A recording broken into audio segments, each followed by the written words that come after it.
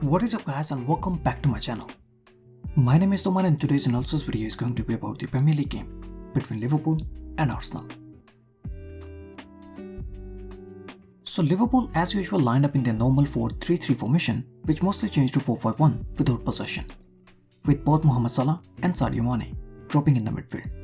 While Arsenal on the other hand also lined up in a 4-3-3 formation, but they changed their formation to a back 3 very early in the game, with Tierney dropping in the defense, with Niles and Bellerin moving to the wing-back positions. Just like the community game, Arsenal once again tried to set up in a very defensive formation, and they were happy to let Liverpool dictate the play, as they mainly tried to take their chances on transitions. So Arsenal mainly tried to press Liverpool using their front 3, whenever Liverpool tried to build their play from the back. Lacazette was covering Fabinho, with Willian and Aubameyang trying to cut the passing lanes to the Liverpool fullbacks. Arsenal were happy to give time and space to the Liverpool centre-backs, and they mainly tried to cut their nearby passing options. But Liverpool had no issues in building their play from the back, because Wijnaldum and Naby Keita often dropped alongside Fabinho to create a 2v1 position against Lacazette. This gave Liverpool an extra passing lane to build their play through the central areas, and whenever one of Willian or Aubameyang moved to the midfield to cover Keita and Wijnaldum, it opened the wide channels for Liverpool to pick their fullbacks. So in order to help the Arsenal wingers, the Arsenal wingbacks also started moving up to press the Liverpool fullbacks. And whenever the wingbacks moved up to press the Liverpool fullbacks, Liverpool tried to use the passing range of Van Dijk to isolate their front 3 against the 3 Arsenal centre-backs. Aubameyang is pressing the centre-back, and at the same time, he is also trying to cut the passing lane to the fullback. Lacazette is covering Fabinho, so Fabinho drags him wide to open the central passing lane for Wijnaldum to drop deep and receive the ball from Joe Gomez. Wijnaldum drops deep to receive the ball from Joe Gomez, and this has forced Willian to leave Van Dijk alone and move narrow to cut the passing lane to Wijnaldum. Van Dijk is now totally free to receive the ball with time and space to build the play for Liverpool.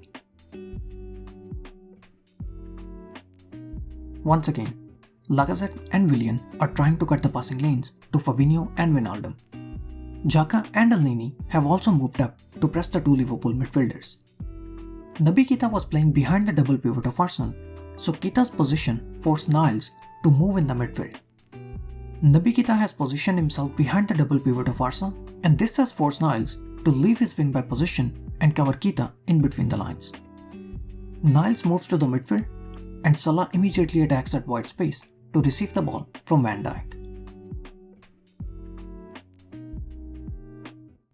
Virgil van Dijk played a very important role in helping Liverpool to build their play and bypass Arsenal's high press using his passing range. Van Dijk played 14 long passes in this game, and he was able to help Salah and Mane get into 1v1 positions against Tierney and Holding. Liverpool's front 3 normally play very narrow, but in this game, Salah and Sadio Mane were staying very wide. They were starting from a wider position as they were trying to get the attention of the Arsenal wingbacks before pulling them narrow to open spaces on the wide areas for their fullbacks to move up and attack the wide areas. The 2 Arsenal wingers, Willian and Aubameyang, were too slow to track the runs of the 2 Liverpool fullbacks, especially in the first half. Sadio Mane is forcing Bellerin narrow to open the space on the wide area for the overlap of Andy Robertson. Bellerin was taken out by Sadio Mane, and Robertson beats Willian for pace and attacks the wide area. Willian failed to match the run of Robertson, and Arsenal nearly escaped. This time Mohamed Salah is forcing Niles to move narrow. Naby Keita is also keeping Tierney busy, and Arnold is now totally free to attack the wide area with Aubameyang nowhere near to track the run of Arnold. Mohamed Salah easily turns with the ball, and he plays a first-time pass in the same space for the run of Arnold. And this is how Andy Robertson scored the goal as well for Liverpool. Sadio Mane once again starts from a wider position, and he gets the attention of Bellerin, who moves narrow to cover Sadio Mane, leaving Andy Robertson totally free. Mane gets the attention of Bellerin, and Andy Robertson once again gets to make a free run inside the box, as Willian once again failed to track back and stop the run of Robertson.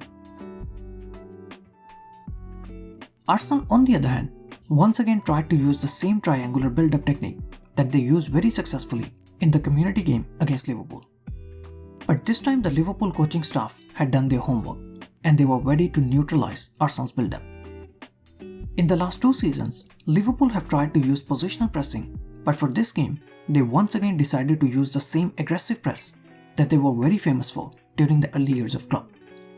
Pressing the man in possession in numbers and making sure that he doesn't get any time or space on the ball to force him into making mistakes, and Arsenal made a lot time and time again.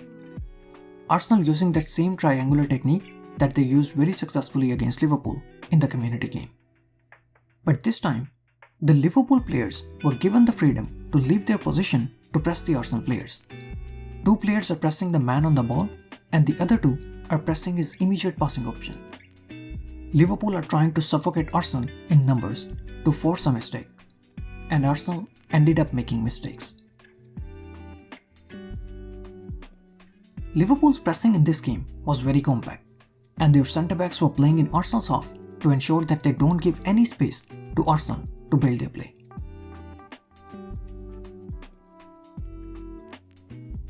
Tierney's nearby passing options were blocked, so he tries to find Aubameyang, but look at the position of Joe Gomez.